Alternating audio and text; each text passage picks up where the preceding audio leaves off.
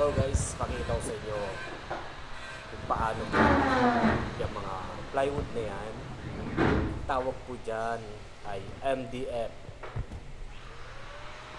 Ayan po. Papakita ko rin sa inyo mamaya yung pagkabit ng ceiling cope or cope ceiling. Let's go!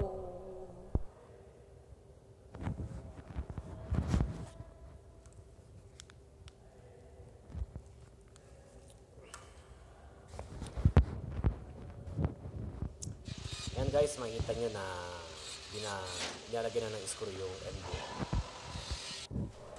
Mali. Bali, tatlong katao ang nagkakabit niyan dahil dalawa tigabuhat. At isa naman ay tagalagay ng screw. Yan po yung screw na gamit namin. Ang screw niyan ay pambakal dahil bakal po yung kinakabitan po natin. Okay. Yung screw niyan hindi pwede gamitin sa kahoy to kahoy.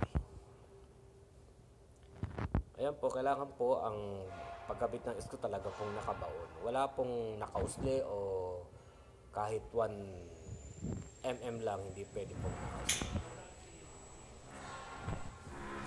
Ayan po, sinusukatan po para matabasin at gagamit po tayo ng circular saw.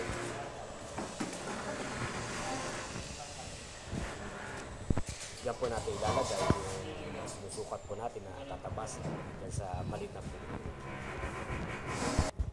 Kailangan po gumamit tayo ng guide dahil hindi biro ang paggamit ng circular saw. Nadisgrasya tayo dahil hindi po safety kapag wala po guide po yung pagtatabas natin ng circular saw. Paggamit pala ng circular saw.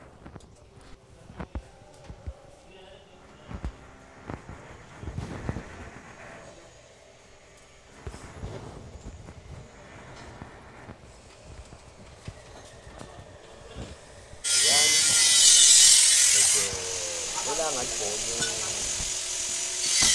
pagitan ng duktungan ay hindi po kailangan po ay nakadikit. Ito po yung ginagamit namin drill. Itong drill na to ay pang gypsum board. Pwede rin naman sa MDF. Ngayon, pag screw mo, usa pong hihinto na yan kapag nakabaon na yung ulo ng screw.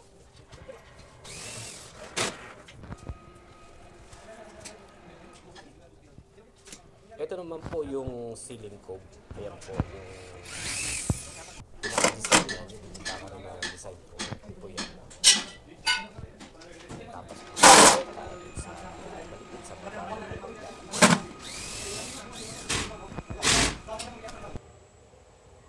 Yan, ako na po ang nagtabas. Kailangan po dahan-dahan. Huwag mo natin bibiglain ang pagtulak sa circular saw para iwas disgrasya po.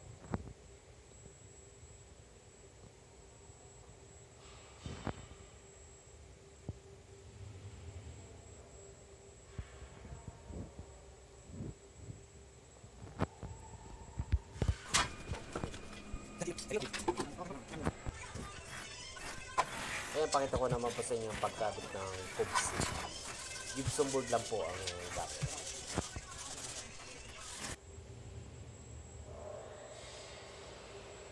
Yan po yung pinaka-design. Nakikita nyo po yung puting na sa taas. Yan po yung una kong video. Meron po ang video niya na yan po yung gyps cornice. Dahil naka-ano po yan, naka-curve po yan, hindi namang kayang gawin ng gypsum board. Hindi po tutugma sa ayon sa sukat. Ayan po yung pinaka-tip niya, yun ang pinaka-sample niya po.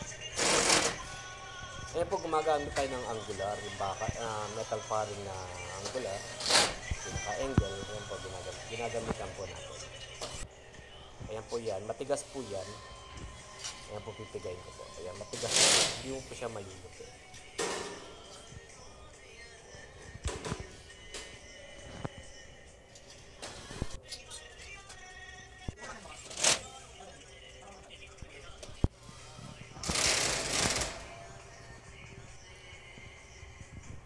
Itong project na to bali po 26 days na. May mga video ako nauna, pero hindi naman po sinusunod ang base dahil paulit-ulit naman po yung pagkakabit ng steel structure. Kasi karamihan po lahat dito puro bakal po ng 4x4, 2x4, tsaka yung stud para sa dito.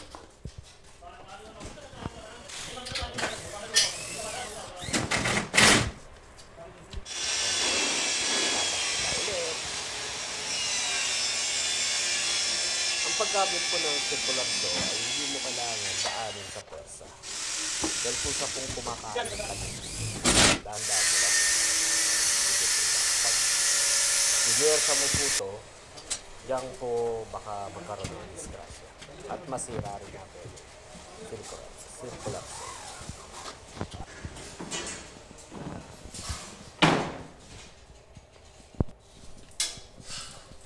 Ayan po yung mga duktungan, dinadagdagan po natin ng box. Hindi po umangat o magkaroon ng problema po yun.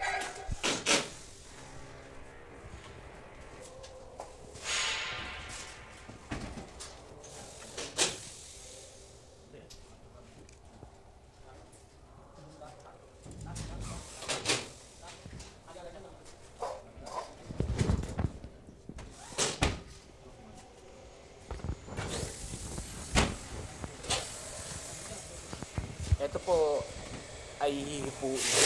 Ayan po, hinipo ko po. Napakakinis ng plywood na to. Ito ay napakagandang gamitin sa paggawa ng cabinet, sa kitchen cabinet.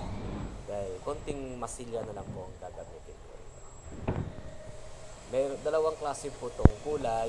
Mayroong kulay green, yun ay waterproofing. Ito naman pong kulay brown ay hindi po siya waterproofing. Yung ginagamit po namin sa CR at sa kusina ay karamihan po waterproofing kasi yung moisture po ng tubig hindi po pwede yung kulay brown dahil baka po lumobo yung plywood.